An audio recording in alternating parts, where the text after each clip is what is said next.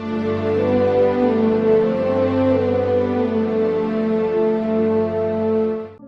You. धन्यवाद धन्यवाद धन्यवाद धन्यवाद धन्यवाद। परमपिता परमेश्वर, हम आपके पास आते हैं धन्यवाद के साथ और आपके समीप आकर आपका धन्यवाद करना चाहते हैं, क्योंकि आप अद्भुत युक्ति करने वाले, सामर्थ्य के अनोखे काम करने वाले परमेश्वर हैं।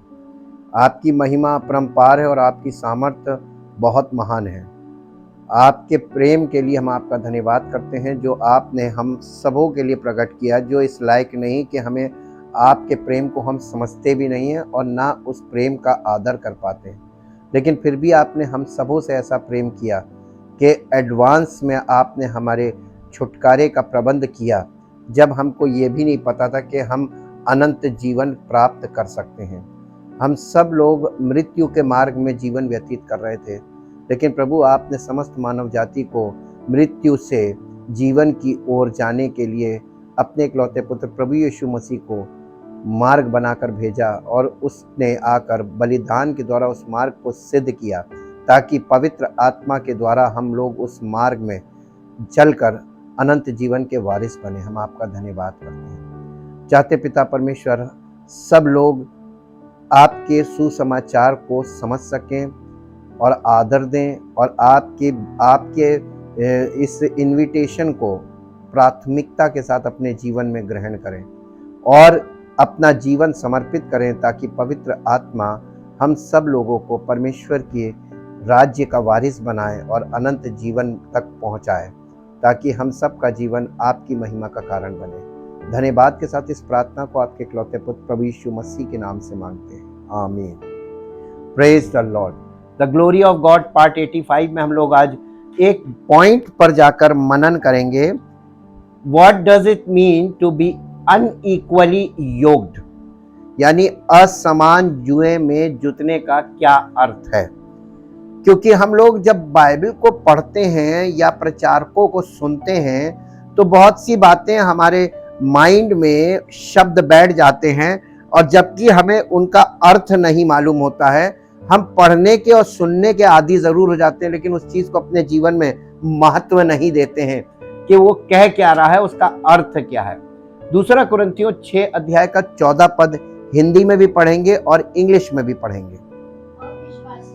अविश्वासियों के साथ असमान जुए में ना जुतो, क्योंकि धार्मिकता और अधर्म का कोई, यानी जोड़ है, धार्मिकता और अधर्म का कोई जोड़ बनता है।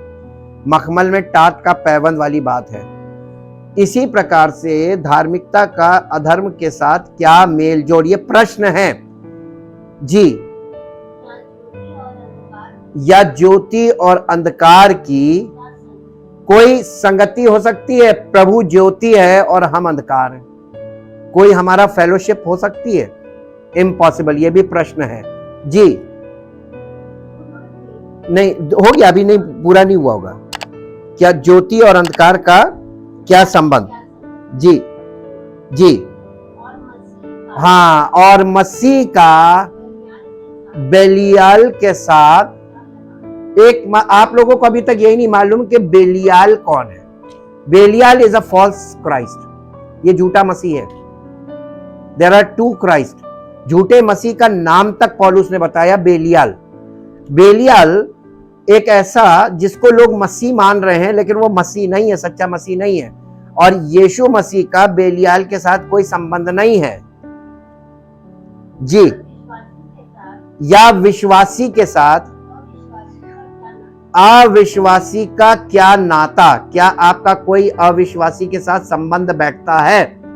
सामाजिक संबंध, आप एक मोहल्ले में रहते हैं तो सामाजिक है, लेकिन हमारा उसके साथ उठना बैठना, व्यवहार, लेन देन ऐसा नहीं है जैसे आपस में होना चाहिए, या ऐसा है तो यह खतरनाक बात है। सबसे मुख्य प्रश्न है, इन सब बातों को, दो ऑपोजिट्स को आपस में फेलोशिप नहीं हो सकती, ये समझाया जा रहा है। कलीसिया को पत्री लिखकर पौलुस समझा रहा है, और इन सब बातों का आधार बना रहा है, अविश्वासियों के साथ असमान जुए में ना जुतो। ये सजेशन है, आज्ञा नहीं है। जी English, do not be unequally yoked with unbelievers, do not make mismatch alliance। ये बहुत अच्छा क्लियर आया, mismatch alliance। Ji, with them or come under a different yoke with them in consistence with your faith। अपने विश्वास के साथ compromise ना करने के लिए आपको ये एहतियात रखनी चाहिए। ये सजेशन है और ये मैच्योर लोग इस सजेशन को समझेंगे और इमैच्योर लोग इसको मिस इंटरप्रेट करेंगे। दोनों चीजें हैं और ये पद मिस इंटरप्रिटेशन के कारण काम नहीं कर रहा है, जबकि ये बहुत बढ़िया सजेशन है। जी, फॉर व्हाट पार्टनरशिप, आगे वो इस चीज को प्रश्न उठा के पूछ रहा है कि क्या पार्टनरशिप हो सकती है। एक what partnership of have right living and right standing with God, यानी एक व्यक्ति जो परमेश्वर के अनुसार जीवन व्यतीत कर रहा है, पवित्र आत्मा के अनुसार, और परमेश्वर के साथ उसका सही संबंध है, उसका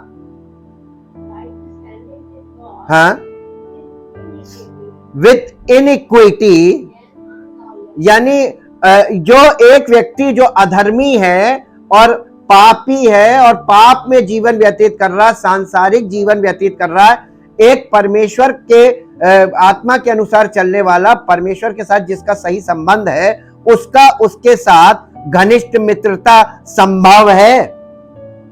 वचन के अनुसार नहीं है, नहीं होनी चाहिए, लेकिन ऐसा लोग कर रहे हैं, इसीलिए वो परमेश्वर की संगति के लायक नहीं है।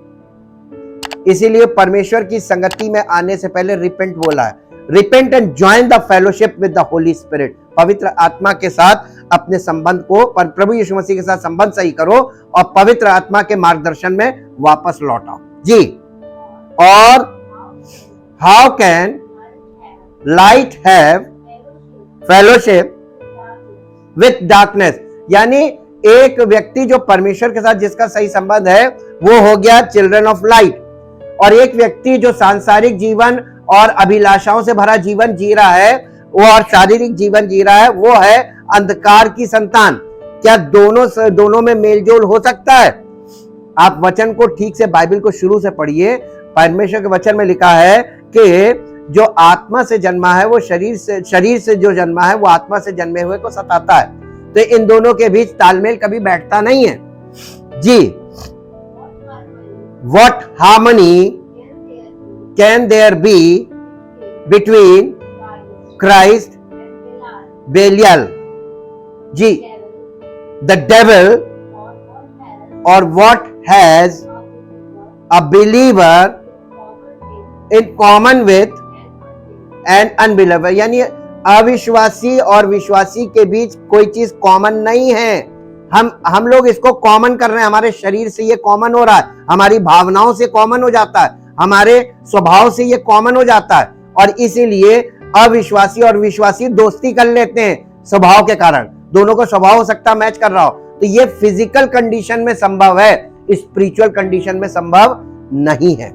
इसलिए हम आज इस अनइक्वल योग को समझेंगे कि ये क्यों पौलुस लिख रहा है और ये सजेशन क्यों दे रहा है, और क्या ये सजेशन हमारे लिए काम करता है, या इस सजेशन को हमें अपने जीवन में ग्रहण करना चाहिए।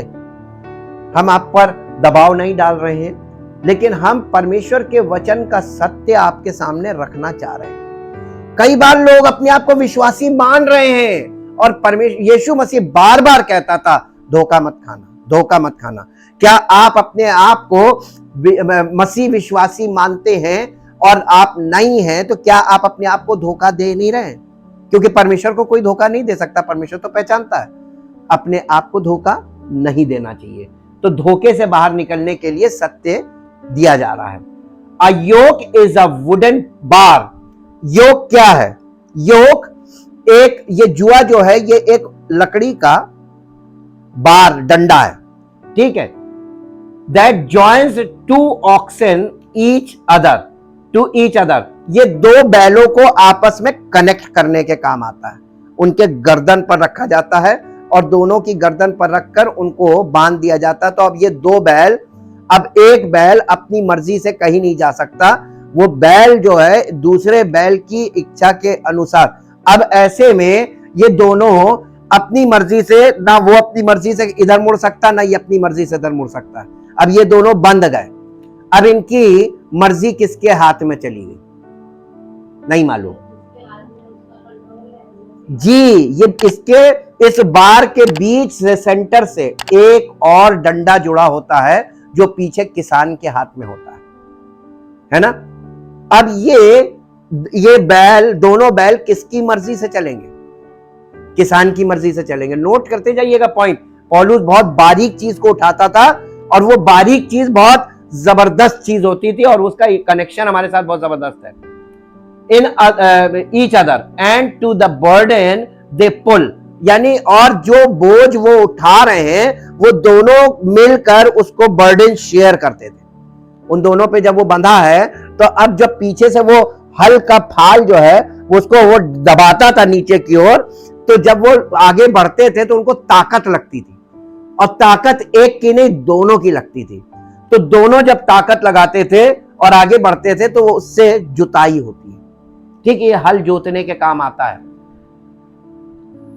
An unequally yoked team has one stronger ox and one weaker, और one taller और one shorter।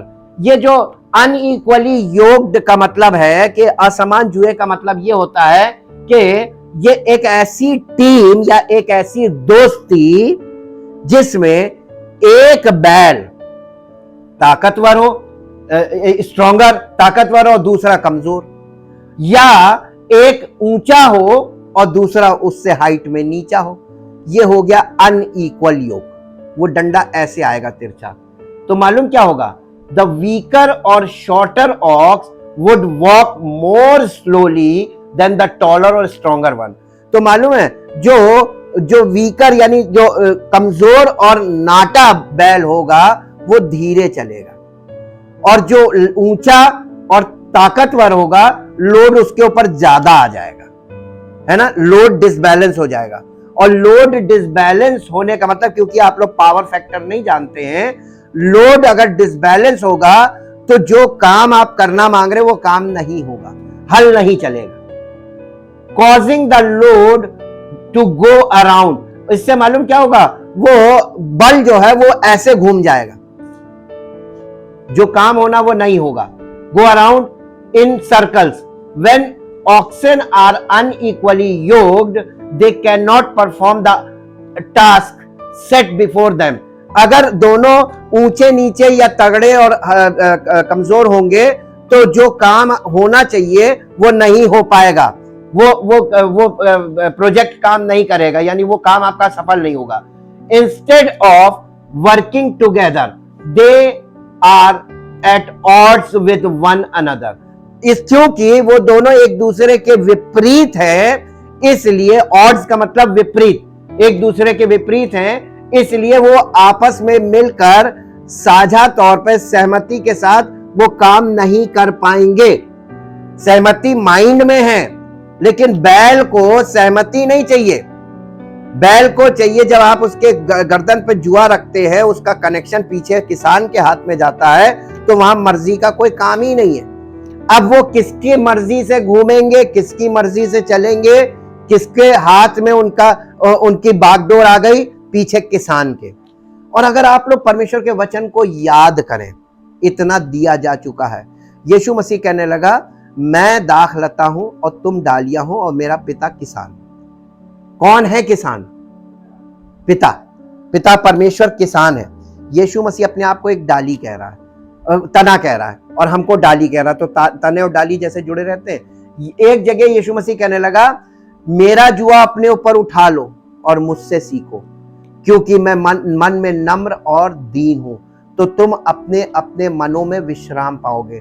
यहां पर यीशु मसीह जुआ उठाने की बात कर रहा है, और वो जुआ क्या है? मेरा जुआ अपने ऊपर उठा लो, यानी मेरे जुए के नीचे आ जाओ। तो इसका मतलब जुए में दो बैल होते हैं। एक बैल कौन है? यीशु मसीह। दूसरा बैल कौन हो सकता है? हमें होना चाहिए। अब फिर वहीं पे आ जाइए, यीशु मसीह किस लेवल का बैल है? पहली चीज, यीशु मसीह फिजिकल बैल नहीं है, स्पिरिचुअल है। तो हमको पहले स्पिरिचुअल होना चाहिए, बॉर्न अगेन होना चाहिए, तब हम उसके नीचे आ सकते हैं। और जब हमारे और यीशु मसीह के गर्दन पर जो जुआ रखा है उसका कंट्रोल किसके हाथ में है? तभी तो यीशु मसीह ने कहा उस दिन यानी न्याय के दिन बहुतेरे मुझसे कहेंगे कि मैंने तेरे नाम से दुष्ट आत्माएं निकाली, मैंने तेरे नाम से बड़े बड़े आश्चर्य कर्म किए, मैंने तेरे नाम से भविष्यवाणियां की। मैं उनसे खुलकर कह दूंगा, मैं तुम्हें नहीं जानता, कुकर्म करने वालों, मेरे पास से चले जाओ। और उसने ये बता दिया है, जो कोई मेरे पिता की इच्छा पर चलेगा उसी को मैं ग्रहण करूंगा। तो बागडोर किसके हाथ में है? पिता के हाथ में। तो आप यीशु यीशु करेंगे, आपको मिलेगा कुछ नहीं। यीशु मसीह ने पल्ला झाड़ दिया। सर्किट समझिए, यीशु मसीह सर्किट बता रहा है आपको। पौलुस के द्वारा पवित्र आत्मा वही सर्किट जोड़ने का काम करेगा। और अगर सर्किट नहीं जुड़ेगी, मैं शुरू से बता रहा हूं, बत्ती आ रही है और यहां बत्ती नहीं जल रही है, तो इसका मतलब सर्किट में कहीं प्रॉब्लम है। और अगर सर्किट जुड़ा हुआ है और बत्ती आ रही है तो लाइट जलनी चाहिए, लेकिन अगर बल्ब फ्यूज हुआ तो हम लोग बल्ब की तरह हैं। एक बल्ब फ्यूज हो गया तो आप उसमें कितनी भी पावर दे दीजिए, जलेगा नहीं। ऐसे बहुत से विश्वासी हैं जिनको पवित्र आत्मा जलाने के लिए कोशिश तो कर रहा है, लेकिन कनेक्शन भी सही है, सब कुछ सही है, करंट पास हो रहा है, लेकिन सर्किट ओपन है, यानी बल्ब के अंदर फिलामेंट उड़ा हुआ है। कहीं ऐसा तो नहीं है आपके जीवन में पवित्र आत्मिक जीवन है ही नहीं? जुड़ा था लेकिन लंबे समय तक परमेश्वर के साथ सहभागिता नहीं रखी, फेलोशिप नहीं की, तो वो कनेक्शन डिस्कनेक्ट हो जाएगा। इसीलिए जैसे कोयला अंगीठी में से बाहर निकालेंगे तो थोड़ी देर बाद बुझ जाता ना, वैसे ही आप संगति से बाहर जाकर बुझ जाएंगे, डिस्कनेक्शन हो जाएगा, और उसके लिए आपको फिर से वापस संगति में आना पड़ेगा। अब देखिए, फिर वापस आइए। Paul is teaching to the Corinthians, पौलुस जो है कुरिन्थियों की कलीसिया को कुछ सिखा रहा है अबाउट अनइक्वल योग, यानी असमान जुए के विषय में कुछ बता रहा है, कुछ सिखा रहा है। उसका कहने का तात्पर्य अनइक्वल योग का मतलब है थ्रू फ्रेंडशिप और रिलेशनशिप और any type of social alliance, यानी किसी भी प्रकार का संबंध आप किसी के साथ रखते हैं, किसी भी प्रकार का संबंध है, रिश्तों में संबंध होते हैं, दोस्ती के संबंध होते हैं और सामाजिक संबंध होते हैं, मोहल्लेदारी, नातेदारी, ये सोशल अलायंस कहलाता है। We can apply the influence of the world affects our thinking. हमारे विचारों में संसार की जो संसारिक सोच का जो प्रभाव है, संसारिकता का प्रभाव हमारे विचारों पर आता है इन सब पॉइंट्स के द्वारा, फ्रेंडशिप, रिलेशनशिप और सोशल अलायंस के द्वारा हमारे माइंड पर इनका प्रभाव आता है, क्योंकि हम पूरे समय उनके बीच में रह रहे हैं। When we are being conformed to this world, और जब हम इस संसार के सदृश बन जाते हैं, and are not being transformed by the renewing of our mind, जब हमारा मन पर रिन्यू नहीं होता है, यानी नया नहीं होता है, और हमारा मन ट्रांसफॉर्म नहीं होता, परिवर्तित नहीं होता है, तो हम संसार के सदृश बन जाते हैं। जैसा रोमियो की पत्री 12 अध्याय के 2 पद में लिखा है, पढ़ दीजिए क्या लिखा है। ये भी सजेशन है, इस संसार के सदृश ना बनो, परंतु तुम्हारे मन के नए हो जाने से तुम्हारा चाल चलन भी बदलता जाए। मन नया होगा तो चाल चलन बदलना शुरू होगा, और जैसे जैसे मन नया होता जाएगा चाल चलन बदलता जाएगा। तो एक तरफ आपके अंदर माइंड में रिन्यूअल होगा और दूसरी तरफ आपके व्यवहार में वो रिन्यूअल प्रकट होगा। आपका व्यवहार बदलने लगेगा, आपकी सोच बदलेगी तो व्यवहार बदलेगा। इसीलिए सोच बदलो और जीवन बदलो, ये फ्रेज निकलता है। जब तक आपकी सोच नहीं बदलेगी आपका जीवन नहीं बदलेगा, और जब तक आपकी सोच नई नहीं होगी तो जीवन नया नहीं होगा। क्या आप मसीह में ऐसे लोगों को देख पा रहे हैं जिनका जीवन पहले क्या था और आज क्या हो गया? फिजिकल लाइफ मत देखिएगा, आपको देखने के यानी आपको ये एनालिसिस करनी आनी चाहिए, बिब्लिकल एनालिसिस, कि बाइबल के आधार पर, बाइबल के मानक पर, नए नियम के मानकों पर वो व्यक्ति कितना एक्यूरेट उतर रहा है। उसके हिसाब से बताइए, कोई नई सृष्टि दिखाई दे रहा है आपको अपने जीवन में? आज तक दिखा है नई सृष्टि, न्यू क्रिएशन? जैसे यीशु मसीह था वैसा कोई व्यक्ति, या पौलुस जैसा कोई व्यक्ति आपको दिखाई दिया? नहीं दिखेगा, नहीं दिखेगा। चारों तरफ झूठी मसीहत में लोग फंसे हुए हैं, वो एक्टिविटीज कर रहे हैं लेकिन माइंड, सोच वही है। आप इस चीज को बड़े आराम से देख सकते हैं। उनके घरों में चले जाइए, उनसे पर्सनल रिलेशन आप रखिए, तब आपको पता चलेगा वो क्या है। लंबी लंबी दुआएं करना ये तो जमाने से लोग करते चले आ रहे हैं। यहूदी लोग बहुत लंबी लंबी दुआएं करते थे। यीशु मसीह ने कहा तुम लंबी लंबी प्रार्थनाएं करते हो, लंबे लंबे चोगे पहनते हो, हर चीज का, छोटी छोटी चीज का दशमांश भी देते हो, लेकिन व्यवस्था की गंभीर बातों को छोड़ देते हो। आप कुछ मत कीजिए लेकिन व्यवस्था की गंभीर बातों पर मनन कीजिए, फोकस कीजिए और उन पर अपने माइंड को चेंज कीजिए। आपका जीवन नया होने लगेगा जी। अब यहां पर एक पद पढ़िए जो हम लोगों ने ऊपर छोड़ दिया, व्यवस्था विवरण की पुस्तक 22 अध्याय 10 पद। अविश्वासियों के साथ असमान जुए में न जुटो। इसका एक व्यवस्था में एक आधार दिया हुआ था, एक परमेश्वर ने हुक्म दिया था इजरायली लोगों को पुराने नियम में। बैल और गधा दोनों, यानी एक जुए में बैल और गधे को एक साथ मत रखा, यानी जुए के नीचे एक बैल और एक गधा ऐसे नहीं होना चाहिए। हल ना चलाना, दोनों, एक तुम्हारे पास बैल एक गधा, जुगाड़ कर लिया। हिंदुस्तान में लोग जुगाड़ पे बहुत जल्दी टिक जाते हैं। इसीलिए पौलुस हम लोगों को ऐसे सजेशन दे रहा है कि मसीह में जुगाड़ से मत आना, यहां जुगाड़ चलेगा नहीं। और जुगाड़ से जो लोग आएंगे सारी जिंदगी आ जाए, उद्धार नहीं मिलेगा, और उद्धार नहीं मिला तो परमेश्वर की ओर से कुछ भी नहीं मिलेगा, कुछ नहीं मिलेगा, एक रत्ती कुछ नहीं मिलेगा। और जो कुछ आपको मिल रहा है, आपको लग रहा है कि आशीष है ना, ये आशीष नहीं है।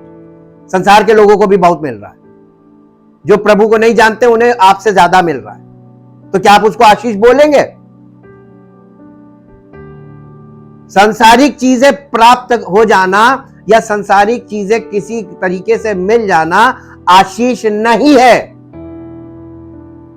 गांठ बांध लीजिए, धोखा मत खाइए। परमेश्वर ने जीवन और आशीष और मरण और श्राप, दो चीजें। आपको मृत्यु का जीवन है, पाप का जीवन, मृत्यु का जीवन जो मृत्यु पे खत्म होता है, उसके साथ श्राप जुड़ा हुआ है व्यवस्था से, और आशीष जुड़ी हुई है अनंत जीवन के साथ। जब तक आपको अनंत जीवन नहीं मिलेगा, आशीष नहीं मिलेगी। और ये बात इजरायली लोग बहुत अच्छी तरीके से समझते हैं, लेकिन अन्य जाति के लोग इन बातों को बिल्कुल नहीं समझते, बिल्कुल नहीं, क्योंकि उनका सिरा बिल्कुल एकदम अचानक से यीशु मसीह से उनकी मुलाकात हो रही है, इसलिए उनको अभी बेसिक्स नहीं आता। और बेसिक्स कहां है? लॉ में, लॉ ऑफ गॉड या लॉ ऑफ मोसेस कह लीजिए। मूसा की व्यवस्था में सारे बेसिक्स रखे हुए, इसलिए हम आपको बेसिक्स पे लेके जाते हैं। बेसिक ये कहता है कि गधे को और बैल को एक साथ मत, एक जुए में मत बांधना, मत जोतना। और इसके बाद लेवी व्यवस्था 19 अध्याय का 19 पद पढ़ दीजिए। तुम मेरी विधियों को निरंतर मानना और पशुओं को भिन्न जाति के पशुओं से, यानी क्रॉस मत होने देना। इसकी जाति कुछ और है और आप दूसरी जाति से क्रॉस करा देंगे, तीसरी जाति पैदा हो जाएगी, हाइब्रिड, बेमेल। और ये भी आज के जमाने में खूब जबरदस्त हो रहा है जी। अब देखिए दूसरा पॉइंट, अपने खेत में दो प्रकार के बीज। आपने यीशु मसीह का वो दृष्टांत सुना है, गेहूं का दाना और जंगली दाना, दो प्रकार के बीज एक खेत में। ये कलीसिया को दिखाता है। कलीसिया में किस प्रकार के बीज है? दो प्रकार के, गेहूं का दाना भी है और जंगली दाना भी है। और वचन गेहूं का दाना और जंगली दाना अलग अलग कर देगा, और पवित्र आत्मा जंगली दाने को घुसने नहीं देगा। यीशु मसीह ने इसीलिए शुरू में ही दृष्टांत में यह अर्थ खोल दिया था। इसीलिए पौलुस के द्वारा पवित्र आत्मा कह रहा है कि असमान जुए में जुतोगे, मैं ग्रहण नहीं करूंगा। दो प्रकार के बीज अपने खेत में मत बोना। आपका हृदय रूपी भूमि में आप किस प्रकार के बीज बो रहे हैं? सुसमाचार भी आ रहा है और सांसारिकता भी भरी हुई है ना। पूरी तरीके से संसार में लिप्त हैं, शरीर अभिलाषी हो चुका है, गंदी आदतें पड़ी हुई हैं। कितनी छोड़ी? इतनी सी भी नहीं छोड़ी, और प्रभु प्रभु कर रहे हैं। इसीलिए यीशु मसीह ने कहा था, तुम मुझे प्रभु प्रभु करते हो, स्वर्ग के राज्य में प्रवेश नहीं पाओगे। साफ बोल दिया था उसने। वो प्रसन्न नहीं होता प्रभु कहने से, वो प्रसन्न होता मन फिराने से। वो आया पापियों को मन फिराने के लिए, बताने, बुलाने के लिए आया कि मन फिराओ, मेरे पीछे आओ। वो आपको प्रभु कहलाने के लिए नहीं आया था। और जब हम उसको प्रभु कहेंगे और मन नहीं फिराएंगे, वो हमारी तरफ ध्यान ही नहीं देगा। जाओ, ऐसे तो हमारे पास करोड़ों लोग रोज मन प्रभु प्रभु कर रहे हैं जी। और सनी और ऊन की मिलावट के का बना हुआ वस्त्र ना पहनना। मालूम है, वो लोग एक तरीके का वस्त्र पहनते थे, यहूदी लोग। वो दो तरह के धागे यानी पॉलिस्टर और कॉटन मिक्स कर दो ना, वो नहीं पहनते, वो नहीं पहनते। एक तरीके का ऐसा वस्त्र होना चाहिए, वो हाइब्रिड वस्त्र ना हो। हम लोग तो सारी चीजें हाइब्रिड, हम सब्जी भी खा रहे हैं हाइब्रिड, दो जातियों से मिला के पैदा हो रही है। हम फल खा रहे हैं हाइब्रिड, हम सब कुछ हाइब्रिड कर रहे हैं, और हम हाइब्रिड बन रहे हैं, हाइब्रिड बन गए। हाइब्रिड का मतलब हम प्रभु प्रभु भी कर रहे हैं और संसार में घुसे हुए।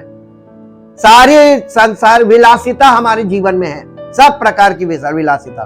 पता कैसे चलता? पार्टी में जाइए, आप देखिए, एक से एक विश्वासी को पार्टी में जाके देखिए, क्या ये प्रभु के लोग हैं?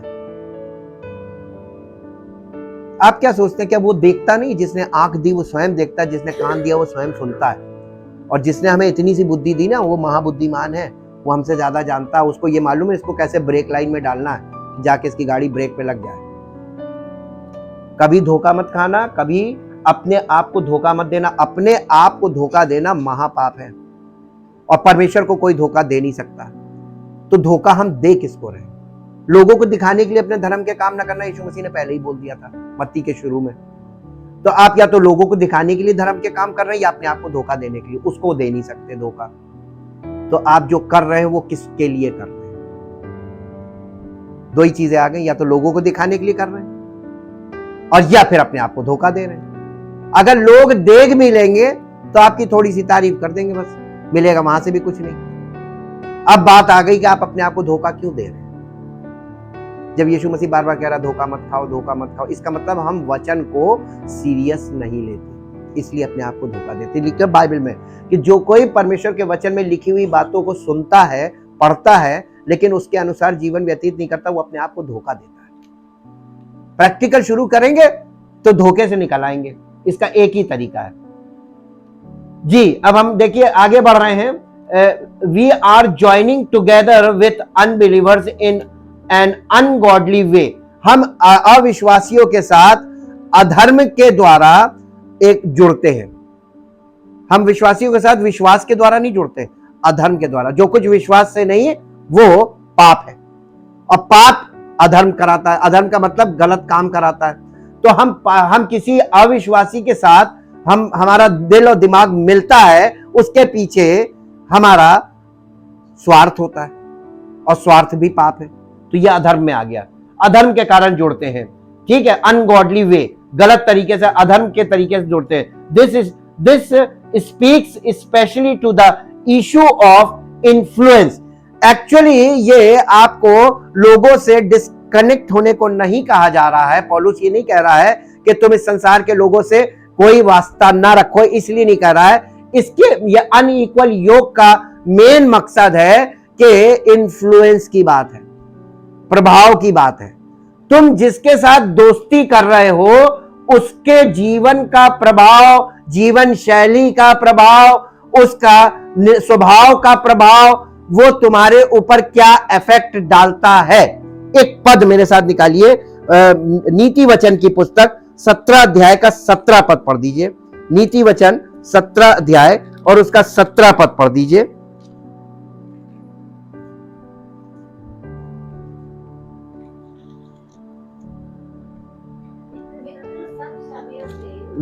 मित्र सब समयों से, मित्र ऐसा मित्र जो सब समयों में प्रेम रखता है और विपत्ति के दिन भाई बन जाता है। ऐसा मित्र होना चाहिए, जब तुम पर विपत्ति आए वो तुम्हारे साथ खड़ा हो जाए, विपत्ति के दिन तुम्हारा भाई बन जाए, वैसे दोस्त। ऐसा एक ही मित्र मुझे मिला मेरी जिंदगी में और उसका नाम है प्रभु यीशु मसीह। हमारी उसकी दोस्ती ऐसी है, इस दोस्ती को कोई तोड़ नहीं सकता, क्योंकि इस दोस्ती के लिए दाम उसने चुकाया है। हम तो सिर्फ रिश्ता निभा रहे हैं, हम तो इस गठबंधन को बनाए हुए हैं, क्योंकि हमें इससे अच्छा गठबंधन आज तक नहीं मिला। ये मेरा पर्सनल एक्सपीरियंस है। एक पद और पढ़ दीजिए जो आपको मिलेगा, नीति वचन की पुस्तक 27 अध्याय का 17 पद पढ़ दीजिए। नीति वचन 27:17।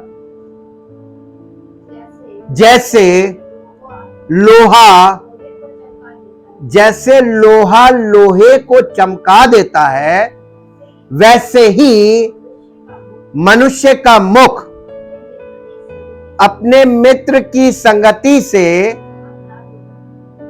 और पार्लर जाने से नहीं होता। लोग अपना मुंह चमकाने के लिए पार्लर जाते हैं, अपना मुंह चमकाने के लिए कितने प्रयोजन करते हैं, लेकिन ये फिजिकल चमकाना और आपके चेहरे से, मूसा के चेहरे से क्या निकलता था? क्या निकलता था? किरणें, लाइट निकलती थी। क्यों निकलती थी लाइट?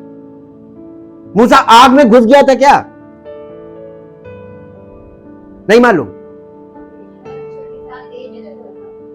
क्योंकि वो परमेश्वर की फेलोशिप पे जाता था अकेले, और जब वहां से निकल कर आता था लोग कहते थे हम अपने मुंह पे नकाब डाल, हम नहीं देख सक रहे तेरा चेहरा। इतना नूर निकलता था। ये नूर कहां से आता था?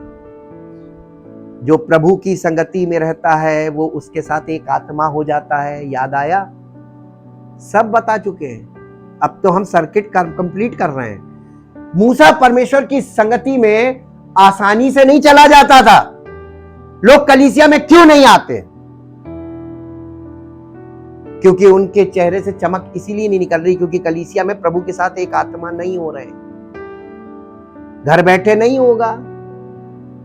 Importance of the body of Christ आपको बार बार बाइबल में रिपीटेडली हम आपको बताएंगे, और परमेश्वर के सेवक का महत्व परमेश्वर की दृष्टि के अनुसार देखेंगे तो बहुत है। आपके दृष्टिकोण में आपको सेवक की भी जरूरत नहीं है, लेकिन परमेश्वर बिना सेवक के काम नहीं करता। यह भी हमने बताया, बिना किसी व्यक्ति के आप यीशु मसीह को फॉलो नहीं कर सकते। एक ऑब्जेक्ट आपको चाहिए, लिविंग ऑब्जेक्ट। इसीलिए पौलुस ने कहा कि अपने शरीरों को जीवित, पवित्र और परमेश्वर को भावता हुआ बलिदान करके चढ़ाओ। यही तुम्हारी आत्मिक आराधना है। और जब इस शरीर को लोग फॉलो करेंगे तो वो यीशु मसीह को फॉलो करेंगे। टेंपल बन जाओ, पवित्र आत्मा तुम्हारे अंदर वास करे और तुम्हारे अंदर से काम करे।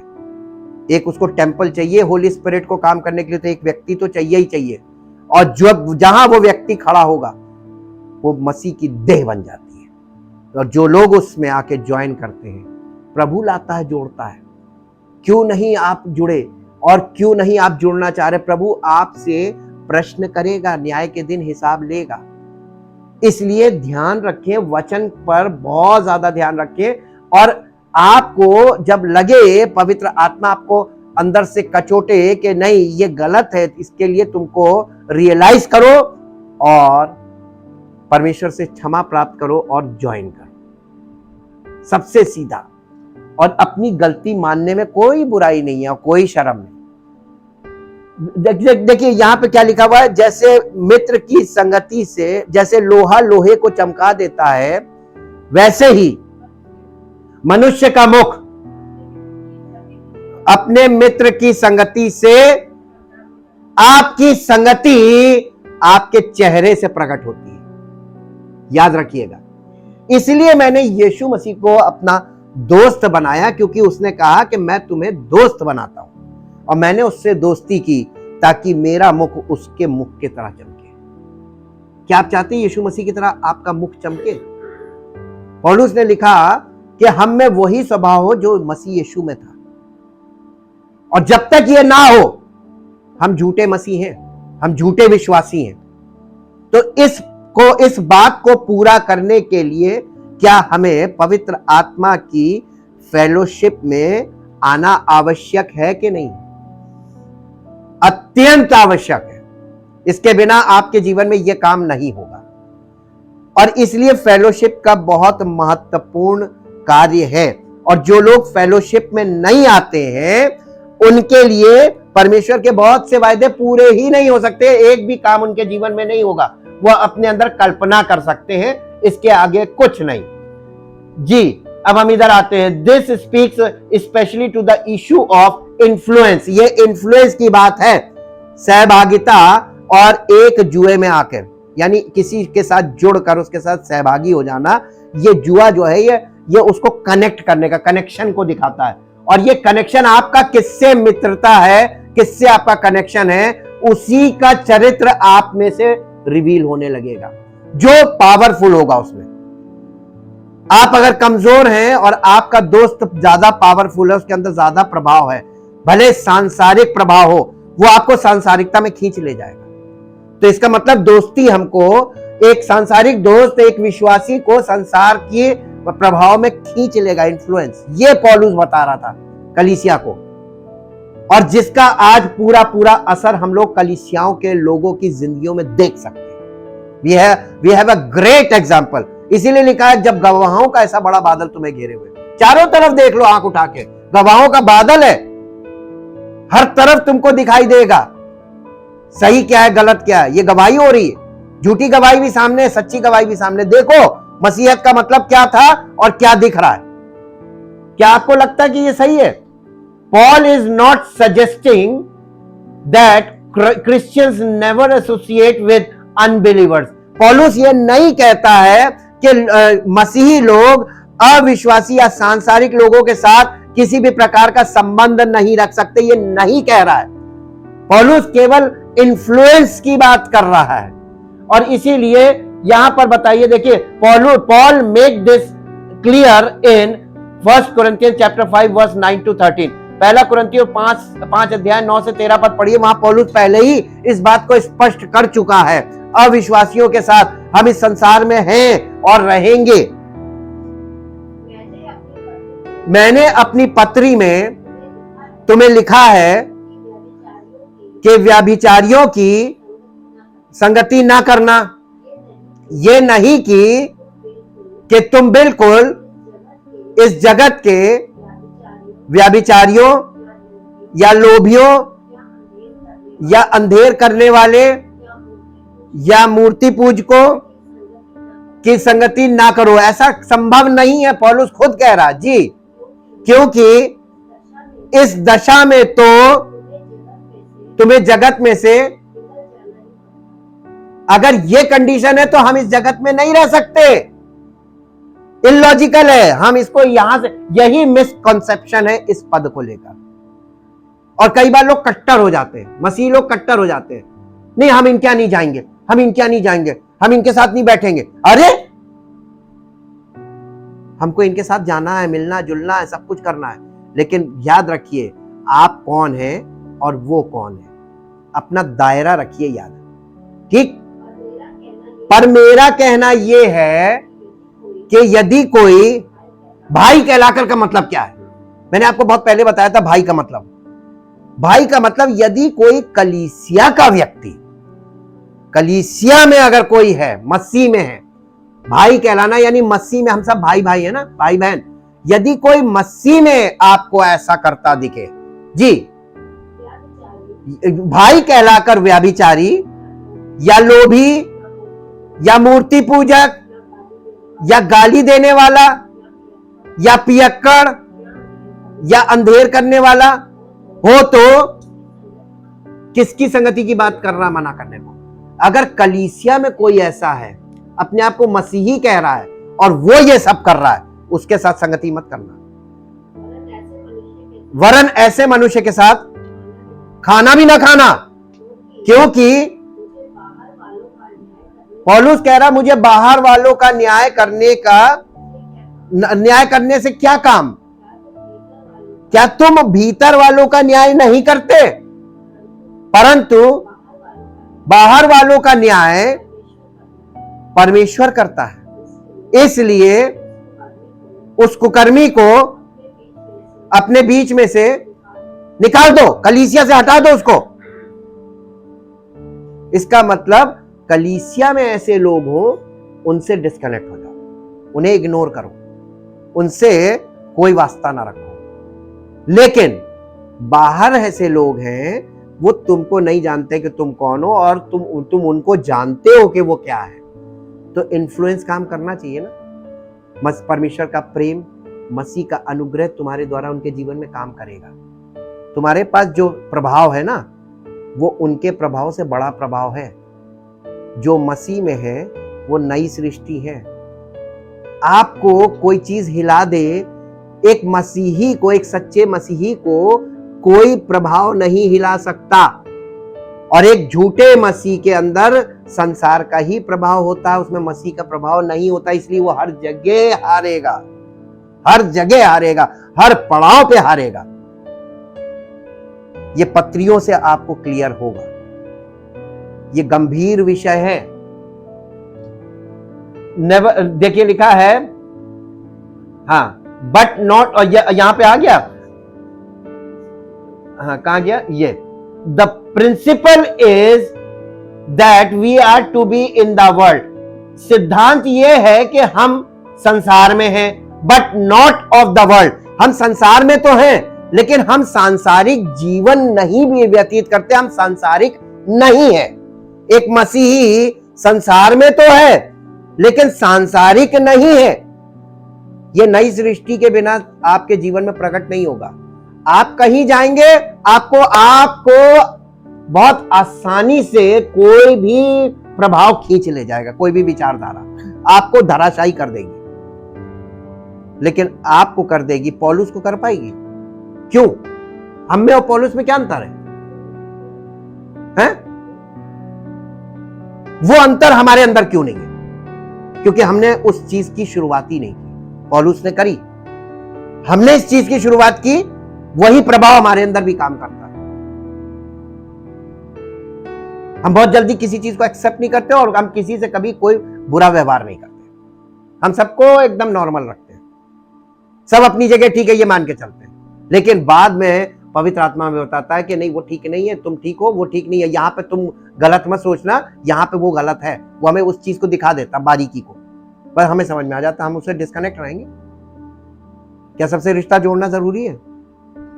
हमें ये भी तो देखना है कि इन्फ्लुएंस मालूम क्या चीज है? इन्फ्लुएंस वर्ड एक ऐसा वर्ड है जिससे एक वर्ड निकल कर आता मेडिकल में, वो होता है इन्फ्लुएंजा। इन्फ्लुएंजा का मतलब समझते हैं? इन्फ्लुएंजा का मतलब होता है, ये एक मच्छर का नाम, वो काटता है और मच्छर के काटने से महामारी फैलती है। और वो महामारी कैसी कैसी है मालूम है? स्वाइन फ्लू, बर्ड फ्लू है, और ये अभी एक जो चल रही है डेंगू, ये सब क्या है? ये इन्फ्लुएंजाज है। ये हवा में चलने लगते हैं। तो हवा में, संसार की हवा में शैतान का प्रभाव चल रहा है, इन्फ्लुएंस ऑफ द वर्ल्ड। और वो हवा हमें लगती है, उसका प्रभाव हमारे विचारधारा में भी आता है, हमारे जीवन शैली में भी आता है। हम भी उनके जैसा सोचने और उनके जैसा बोलने लगते हैं और उनके जैसा जीवन व्यतीत करने लगते हैं। अब समझिए इसको, we are in the world but not of the world, this is the principal.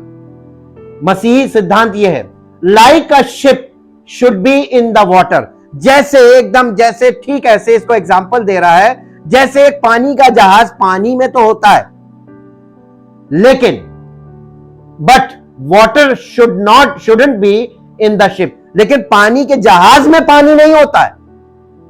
जहाज पानी में होता है, लेकिन पानी के जहाज के अंदर पानी नहीं होता है।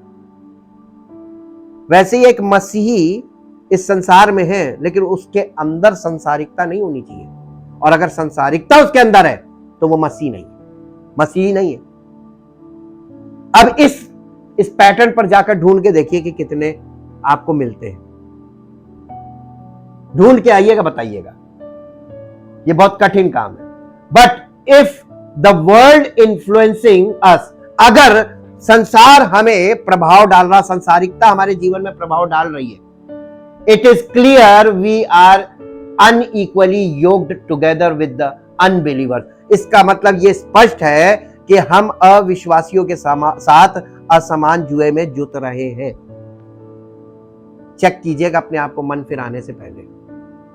अभी तो लोगों को यही नहीं पता था मन काहे से फिराना है, संसार में डूबे हुए हैं, और मन फिराने की बात उनको क्या समझ में आएगी? उस संसारिकता, उनको इस चीजों को मन, यहां पर आपका माइंड कभी जाके रुकेगा ही नहीं इस पॉइंट पे।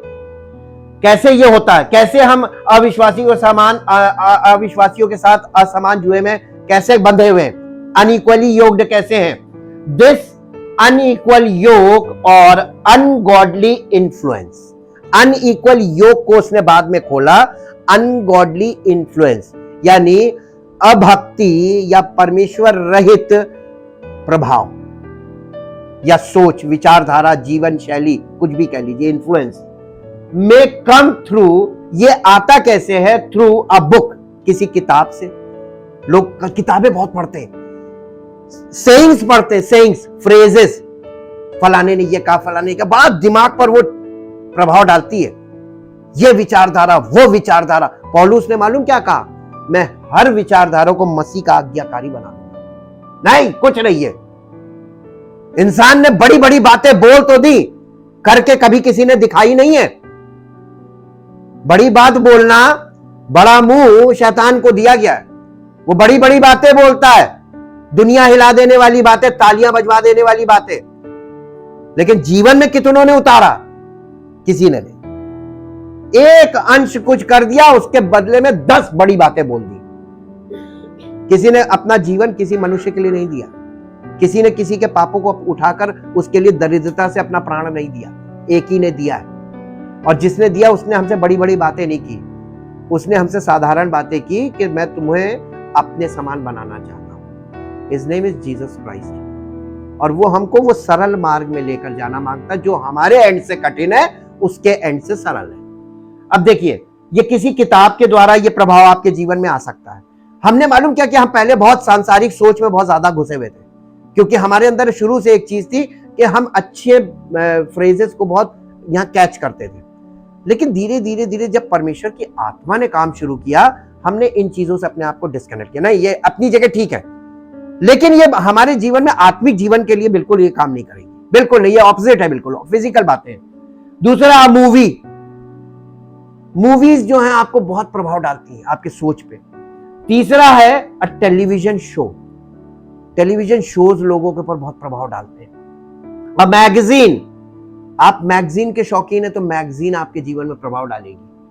और even through worldly Christian friends, सांसारिक मसीही दोस्तों के द्वारा भी कलीसिया के लोगों को रॉन्ग इन्फ्लुएंस मिलेगा।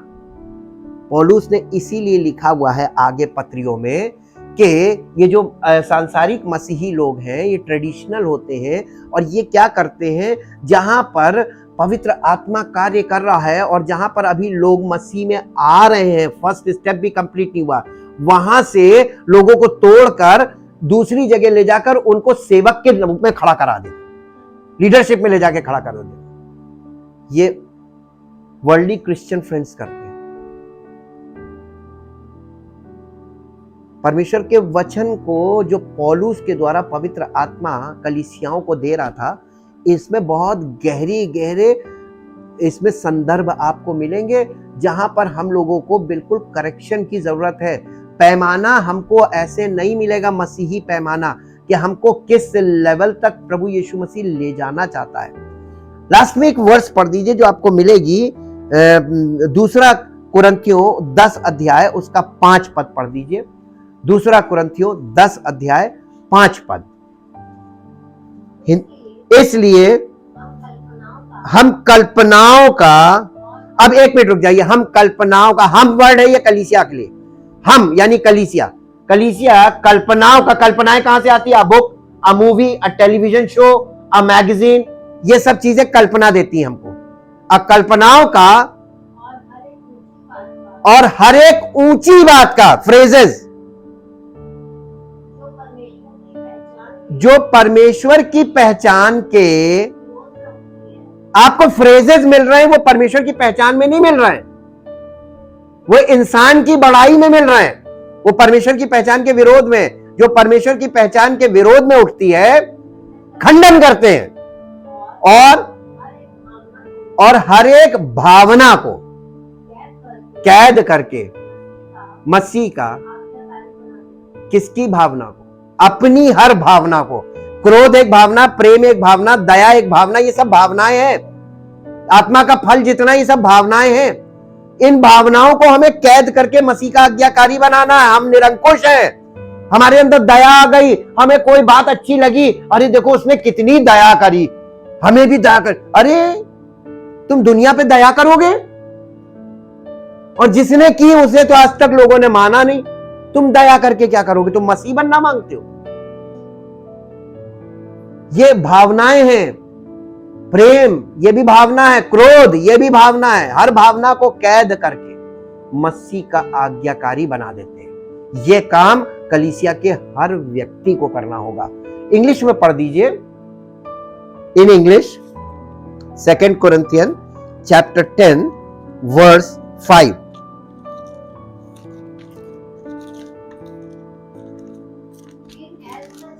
In as much as refute arguments and theories and reasonings and every proud and lofty things that sets itself up against the true knowledge of God, and we lead every thought and purpose away captive into the obedience of Christ, the Messiah, the Anointed One।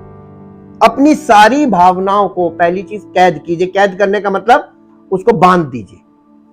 आपको मालूम, प्रभु यीशु मसीह ने अपने चेलों से कहा था, जो कुछ तुम पृथ्वी पर बांधोगे स्वर्ग में बंधेगा, और जो कुछ तुम पृथ्वी पर खोलोगे स्वर्ग में खुलेगा। अब क्या बांधना है मालूम? अपनी भावनाओं को बांधना है। बांधो और उन्हें मसीह का आज्ञाकारी बनाओ। हम प्रेम करेंगे, मसीह ने हमसे प्रेम किया है, परमेश्वर का प्रेम हमारे अंदर होना चाहिए। वो प्रेम मालूम है, वो प्रेम झुंझलाता नहीं, वो प्रेम बड़ाई नहीं करता, वो बड़ी बड़ी डींगे नहीं मारता। वो प्रेम सच्चा प्रेम होता है, और उस प्रेम में डिसिप्लिन मेन होता है। तो परमेश्वर का प्रेम सबसे पहले पहचानना है विद डिसिप्लिन। आपकी लाइफ में अगर डिसिप्लिन नहीं है और आप किसी चीज से बहुत ज्यादा प्यार कर रहे हैं, अनडिसिप्लिन लव, ये फिलो है, ये फिजिकल लव है, ये सांसारिक प्रेम हो सकता है। परमेश्वरीय प्रेम अनडिसिप्लिन नहीं होता, अनरूली नहीं चलता, यानी अनरीति नहीं चलता। परमेश्वर का प्रेम आपको अनरीति चलने की आज्ञा नहीं देता। Thank you, thank you, thank you Lord. परम पिता परमेश्वर, हम हृदय से आपका धन्यवाद करते हैं और पवित्र आत्मा की इन बातों को अपने हृदय में ग्रहण करते हैं और धन्यवाद के साथ आपके पास आते हैं। हे पिता परमेश्वर, ये सारे कमजोरियां हम सब मनुष्यों में पाई जाती हैं। ये हमारी स्वाभाविक कमजोरी है, ये हमारी व्यवहारिक कमजोरी है, और ये हमारे चारों तरफ हमारे संबंधों के बीच में कार्य करती है, क्योंकि हम लोग निर्बल हैं और हमने मसीह के प्रेम को अपने जीवन में अभी तक अनुभव नहीं किया है, हमने उस छुटकारे को प्राप्त नहीं किया कि हम परमेश्वर का प्रेम हमारे हृदय में पवित्र आत्मा के द्वारा डाल दिया जाए और वो प्रेम हमें परमेश्वर की ओर खींच कर ले जाए, क्योंकि परमेश्वर का प्रेम हमें विवश करता है कि हमें परमेश्वर की उपस्थिति में जाना अनिवार्य है।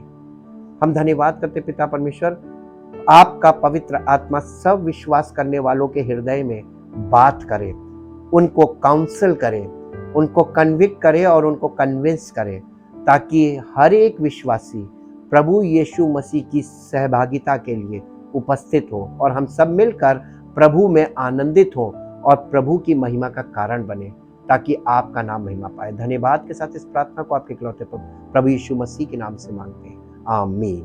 Praise the Lord.